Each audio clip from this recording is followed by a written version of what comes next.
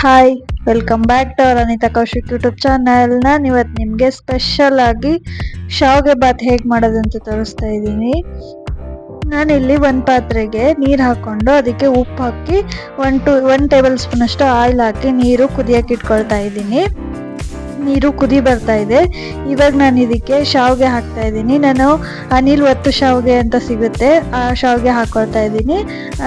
ನಿಮಗೆ ಕ್ವಾಂಟಿಟಿ ಎಷ್ಟು ಬೇಕೋ ನೋಡಿಕೊಂಡು ಅಷ್ಟು ಹಾಕ್ಕೊಳ್ಳಿ.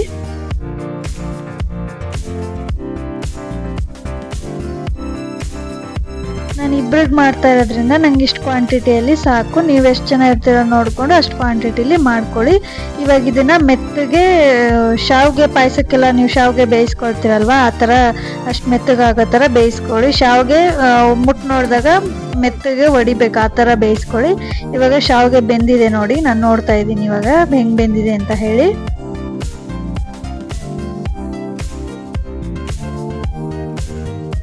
ನೋಡಿ ಮೆತ್ತಗೆ ಬೆಂದಿದೆ ಶಾವಿಗೆ.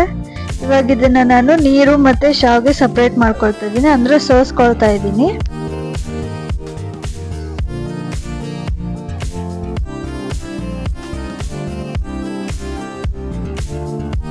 ನೋಡಿ ಸೋಯಿಸ್ತಿದ್ದೀನಿ. ಸೋಸೆ ಆದ್ಮೇಲೆ ಇದಕ್ಕೆ ಸ್ವಲ್ಪ ತಣ್ಣೀರು ಹಾಕಿ. ತಣ್ಣೀರು ಹಾಕಿದ್ರೆ ನಿಮಗೆ ಶಾವಿಗೆ ಬಿಡಿ ಬಿಡಿಯಾಗಿ ಬರುತ್ತೆ. ನೀವು ಹಂಗೆ ಇಟ್ಬಿಟ್ರೆ ಸ್ವಲ್ಪ ಮುದ್ದೆ ಮುದ್ದೆ ಥರ ಆಗಿಬಿಡುತ್ತೆ. ತಣ್ಣೀರು ಹಾಕಿ ಸ್ವಲ್ಪ ಹೊತ್ತು ನೀರು ಇಳಿಯಕ್ಕೆ ಬಿಟ್ಟಾದ್ಮೇಲೆ ಒಂದು ಬಟ್ಟೆ ಮೇಲೆ ಹಿಂಗೆ ಒಣಗಿಸ್ಕೊಂಬಿಡಿ. ಒಂದು ಬಟ್ಟೆ ಮೇಲೆ ಸುತ್ತ ಹರಡ್ಕೊಂಬಿಡಿ. ಯಾಕಂದರೆ ಹಾಗೆ ಇಟ್ಬಿಟ್ರೆ ಮುದ್ದೆ ಮುದ್ದೆ ಅನಿಸುತ್ತೆ. ಆಮೇಲೆ ಒಗ್ಗರಣೆ ಹಾಕಿ ಕಲಿಸ್ಬೇಕಾದ್ರೆ ಅಷ್ಟು ಚೆನ್ನಾಗಿ ಬರಲ್ಲ.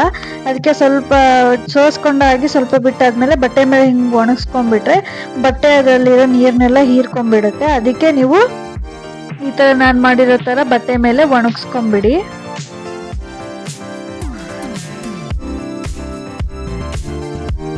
ತುಂಬ ಬಿಸಿ ಇತ್ತು ಅಂತ ಹೇಳಿ ನಾನು ಸೌಟ್ ತೊಗೊಂಡು ಮಾಡ್ತಾಯಿದ್ದೀನಿ. ಅಂದರೆ ತುಂಬ ಬಿಸಿ ಇತ್ತು, ಕೈಯಲ್ಲಿ ಮುಟ್ಟಕ್ಕಾಗ್ತಾ ಇರಲಿಲ್ಲ. ಅದಕ್ಕೆ ಸೌಟ್ ತೊಗೊಂಡು ಇದು ಮಾಡ್ತಾಯಿದ್ದೆ. ಆಮೇಲೆ ಮತ್ತು ಸೌಟಲ್ಲಿ ಸರಿಯಾಗಿಲ್ಲ ಅಂತ ಹೇಳಿ ಕೈಯಲ್ಲಿ ಮಾಡ್ತಾಯಿದ್ದೆ ಸ್ವಲ್ಪ ಸ್ವಲ್ಪನೇ. ಇವಾಗ ಇದು ಆರಿದೆ. ಇದಕ್ಕೆ ನಾವು ಒಗ್ಗರಣೆ ಮಾಡಬೇಕಲ್ವಾ. ನಾನು ಇವಾಗ ಸ್ಟವ್ ಆನ್ ಮಾಡಿಕೊಂಡು ಅದ್ರ ಮೇಲೆ ಬಾಣಲೆ ಇಟ್ಕೊಂಡಿದ್ದೀನಿ. ಅದಕ್ಕೆ 3 ರಿಂದ 4 ಟೇಬಲ್ ಸ್ಪೂನ್ ಅಷ್ಟು ಆಯಿಲ್ ಹಾಕೊಳ್ತಾ ಇದ್ದೀನಿ. ಅದಕ್ಕೆ ಈಗ 1 ಟೇಬಲ್ ಸ್ಪೂನ್ ಅಷ್ಟು ಸಾಸಿವೆ ಚಟಪಟ ಅಂದಮೇಲೆ ಅದಕ್ಕೆ 1 ಟೇಬಲ್ ಸ್ಪೂನ್ ಅಷ್ಟು ಜೀರಿಗೆ ಎರಡನ್ನೂ ಹಾಕಿ ಫ್ರೈ ಮಾಡಿದ್ಮೇಲೆ ಅದಕ್ಕೆ 1 ಟೇಬಲ್ ಸ್ಪೂನ್ ಅಷ್ಟು ಕಡಲೆಬೇಳೆ, 1 ಟೇಬಲ್ ಸ್ಪೂನ್ ಅಷ್ಟು ಉದ್ದಿನಬೇಳೆ ಹಾಕ್ಕೊಂಡು ಫ್ರೈ ಮಾಡ್ಕೋಬೇಕು. ಕಡಲೆಬೇಳೆ ಮತ್ತು ಉದ್ದಿನಬೇಳೆ ರೋಸ್ಟ್ ಆಗಬೇಕು, ಆ ಥರ ಫ್ರೈ ಮಾಡ್ಕೊಂಡಾದ್ಮೇಲೆ ಇವಾಗ ಇದಕ್ಕೆ 1 ಆನಿಯನ್ನು ಕಟ್ ಮಾಡ್ಕೊಂಡು ಹಾಕ್ಕೊಳ್ಬೇಕು. ಉದ್ದುದ್ದನೇ ಕಟ್ ಮಾಡ್ಕೊಂಡು ಹಾಕ್ಕೊಳ್ಳಿ. ಯಾಕೆ ಉದ್ದುದ್ದ ಕಟ್ ಮಾಡ್ಕೊಂಡು ಹಾಕೊಂಡ್ರೆ ಅದ್ರ ಟೇಸ್ಟೇ ಬೇರೆ ಇರುತ್ತೆ. ಹಾಗಾಗಿ ಉದ್ದುದ್ದ ಕಟ್ ಮಾಡ್ಕೊಂಡು ಹಾಕ್ಕೊಳ್ತಾ ಇದ್ದೀನಿ ನಾನು. ಹಾಕೊಂಡಾದ್ಮೇಲೆ ಇದಕ್ಕೆ ಶುಂಠಿನ ತುರಿದಿಟ್ಕೊಂಡಿದ್ದೆ ಶುಂಠಿನ ಹಾಕೊಳ್ತಾ ಇದ್ದೀನಿ. ಮತ್ತು 2 ಹಸಿಮೆಣ್ಸಿನ್ಕಾಯಿನ ಚಿಕ್ಕದಾಗಿ ಉದ್ದುದ್ದಕ್ಕೆ ಕಟ್ ಮಾಡ್ಕೊಂಡು ಇಟ್ಕೊಂಡಿದ್ದೆ, ಅದನ್ನು ಹಾಕ್ತಾ ಇದ್ದೀನಿ. ಹಾಕೊಂಡು ಫ್ರೈ ಮಾಡಾದ್ಮೇಲೆ ಇದಕ್ಕೆ ಇವಾಗ ಕರಿಬೇವು ಹಾಕಬೇಕು. ಕರಿಬೇವು ಹಾಕಿ ಮತ್ತೆ ಫ್ರೈ ಮಾಡಬೇಕು. ಇವಾಗ ಇದು ಫ್ರೈ ಆಯಿತು. ಇದಕ್ಕೆ ನಾವು ಅರಿಶಿನ ಪುಡಿ ಹಾಕಬೇಕಲ್ವ, 1 ಟೇಬಲ್ ಸ್ಪೂನ್ ಅಷ್ಟು ಅರಿಶಿನ ಪುಡಿ ಹಾಕಿ ಮತ್ತೆ ಫ್ರೈ ಮಾಡ್ಕೋಬೇಕು. ಚೆನ್ನಾಗಿ ಮಿಕ್ಸ್ ಮಾಡಿಕೊಂಡು ಫ್ರೈ ಮಾಡಬೇಕು. ಇದಕ್ಕೆ ನಾನೇನು ಇವಾಗೇನು ಉಪ್ಪು ಹಾಕಿಲ್ಲ. ನೀವು ಶಾವಿಗೆ ಎಲ್ಲ ಹಾಕ್ಕೊಂಡು ಮಿಕ್ಸ್ ಮಾಡ್ತೀರಲ್ವ, ಅವಾಗ ಹಾಕ್ಕೊಂಡ್ರೆ ಸಾಕು. ಇವಾಗ ಇದಕ್ಕೆ ನಾನು ಒಂದು ನಿಂಬೆಹಣ್ಣ ಅರ್ಧ ಕಟ್ ಮಾಡಿಕೊಂಡು ಅರ್ಧನ ನಿಂಬೆ ರಸ ಹಾಕ್ತಾ ಇದ್ದೀನಿ. ಹಾಕ್ಕೊಂಡು ಚೆನ್ನಾಗಿ ಮಿಕ್ಸ್ ಮಾಡಬೇಕು. ಇದು ಮಿಕ್ಸ್ ಆದಮೇಲೆ ಇದು ಒಗ್ಗರಣೆ ರೆಡಿ ಆಯಿತು. ಇವಾಗ ನಾನು ಇದಕ್ಕೆ ಆರಿಸಿಟ್ಕೊಂಡಿದ್ನಲ್ವ ಶಾವಿಗೆನ, ಆ ಶಾವಿಗೆ ಹಾಕೊಳ್ತಾ ಇದ್ದೀನಿ. ನೋಡಿ ಎಷ್ಟು ಚೆನ್ನಾಗಿ ಉದ್ರಾಗಿ ಶಾವಿಗೆ ಬಂದಿದೆ. ಈ ಥರ ಉದ್ರಾಗಿ ಬೇಯಿಸ್ಕೊಂಡು ಒಣಗಾಕೊಂಡ್ಬಿಟ್ರೆ ನೀರು ಇರೋದಿಲ್ಲ, ಬಟ್ಟೆ ಎಲ್ಲ ನೀರು ಹೀರ್ಕೊಂಡ್ಬಿಟ್ಟಿರುತ್ತೆ. ಹಾಗಾಗಿ ಉದ್ರಾಗಿ ಚೆನ್ನಾಗಿ ಬರುತ್ತೆ. ನೋಡಿ ಚೆನ್ನಾಗಿ ಮಿಕ್ಸ್ ಆಗ್ತಾ ಇದೆ.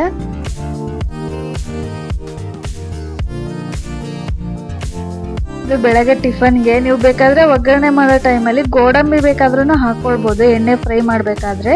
ನಾನು ಇರಲಿಲ್ಲ ಅಂತ ಹಾಕ್ಕೊಳ್ಲಿಲ್ಲ.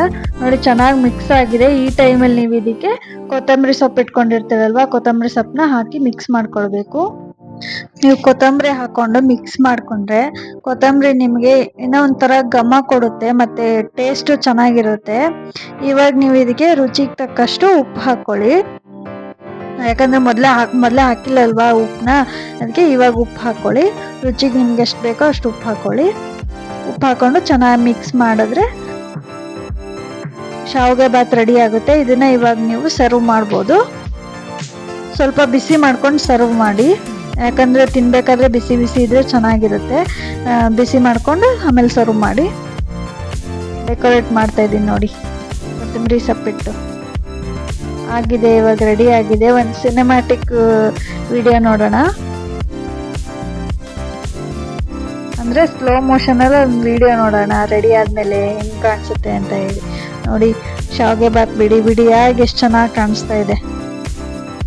ನೀವು ಒಂದ್ಸತಿ ಮನೇಲಿ ಟ್ರೈ ಮಾಡಿ, ತುಂಬ ಚೆನ್ನಾಗಿ ಬಂದಿರುತ್ತೆ ಟೇಸ್ಟು. ಒಂದ್ಸತಿ ಮಾಡಿಕೊಂಡ್ರೆ ಇನ್ನೊಂದ್ಸತಿ ಟಿಫನ್ಗೆಲ್ಲ ಮಾಡೋಣಪ್ಪ ಅಂತ ಅಂತೀರ ನೀವೇ. ಮಕ್ಳಿಗೂ ತುಂಬ ಇಷ್ಟ ಆಗುತ್ತೆ ಈ ಥರ ಮಾಡಿಕೊಟ್ರೆ. ಆವಾಗವಾಗ ತುಂಬ ಚೆನ್ನಾಗಿರುತ್ತೆ. ಬ್ರೇಕ್ಫಾಸ್ಟಿಗೆ ಅಯ್ಯೋ ದಿನ ಏನು ಮಾಡಬೇಕಪ್ಪ ಅಂತ ಇದ್ದರೆ ಈ ಥರ ಒಂದ್ಸತಿ ಟ್ರೈ ಮಾಡಿ ಹೇಗಿದೆ ಅಂತ ಕಮೆಂಟ್ ಮಾಡಿ. ಇದಕ್ಕೆ ನೀವು ಸೈಡಲ್ಲಿ ಕಾಯಿ ಚಟ್ನಿ ಅಂದರೆ ಕೊಬ್ಬರಿ ಚಟ್ನಿ ಮಾಡಿ ತಿನ್ಬೋದು, ಅಥವಾ ಉಪ್ಪಿನಕಾಯಿ ಮತ್ತು ಏನಾದ್ರು ಚಟ್ನಿ ಪುಡಿ ಏನಾದ್ರು ಇದ್ದರೆ ಸೈಡಲ್ಲಿ ಬೇಕಾದ್ರೆ ಹಾಕೊಂಡು ತಿನ್ಬೋದು. ತುಂಬ ಚೆನ್ನಾಗಿರುತ್ತೆ. ಇಲ್ಲಪ್ಪ ನನಗೆ ಬರೀ ಇದು ಮಾತ್ರ ತಿನ್ನೋಕ್ಕಾಗಲ್ಲ, ಸೈಡಲ್ಲಿ ಏನಾದ್ರು ಬೇಕು ಅಂದರೆ ಅದನ್ನೆಲ್ಲ ಮಾಡ್ಕೊಂಡು ತಿನ್ಬೋದು ನೀವು. ಈ ವಿಡಿಯೋನ ನಾನು ಇಲ್ಲಿಗೆ ಎಂಡ್ ಮಾಡ್ತಾಯಿದ್ದೀನಿ. ಈ ವಿಡಿಯೋ ನಿಮಗೆ ಇಷ್ಟ ಆದರೆ ಲೈಕ್, ಶೇರ್, ಕಮೆಂಟ್ ಮಾಡಿ, ಸಬ್ಸ್ಕ್ರೈಬ್ ಮಾಡ್ಕೊಳ್ಳಿ. Thank you for watching.